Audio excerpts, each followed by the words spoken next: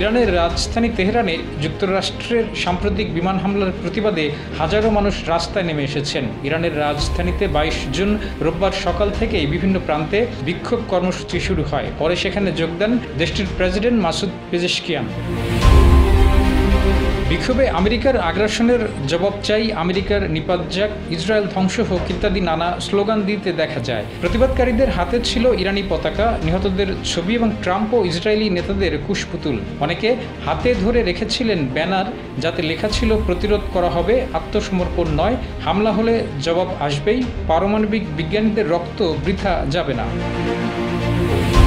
বিক্ষোভে অংশ নেওয়া একজন শিক্ষার্থী বলেন, এই হামলা কেবল ইরানের উপর নয়, সমস্ত মুসলিম বিশ্বের উপর আঘাত। আমেরিকা জানে না ইরান কখনো মাথা নত করে না। ইরানের রাষ্ট্রীয় টেলিভিশন এবং স্থানীয় সংবাদ মাধ্যমগুলো বিক্ষোভের লাইভ সম্প্রচার করে। অনেক জায়গায় ধর্মীয় নেতারা উপস্থিত থেকে জনগণকে উদ্বুদ্ধ করেন প্রতিরোধে সক্রিয় থাকতে।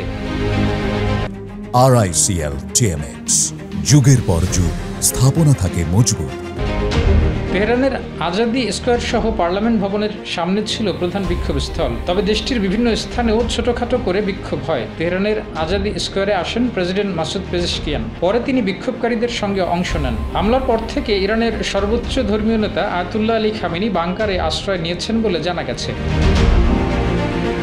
বিশ্লেষকদের মতে এই বিক্ষোভগুলো শুধু সরকার সমর্থিত নয়, বিশেষ করে ইরানে পারমাণবিক বিজ্ঞানীদের উপর হামলার পর সাধারণ জনগণের মধ্যেও জাতীয় ঐক্য ক্ষোভ উভয়ই দৃশ্যমান। 22 জুন যুক্তরাষ্ট্রের অপারেশন মিডনাইট হ্যামার নামে সামরিক অভিযানে ইরানের ফোর্দো, নাতাঞ্জ এবং ইস্পাহান পারমাণবিক স্থাপনায় হামলা চালানো হয়।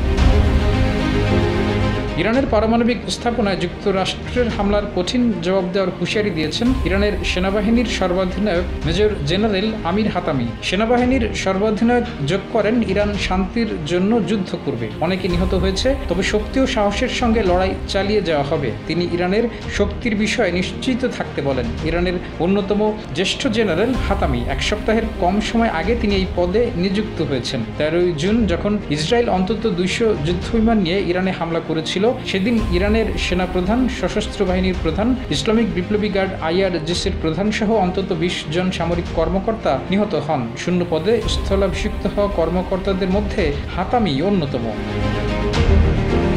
ডেস্ক রিপোর্ট, জয় জয় দেব।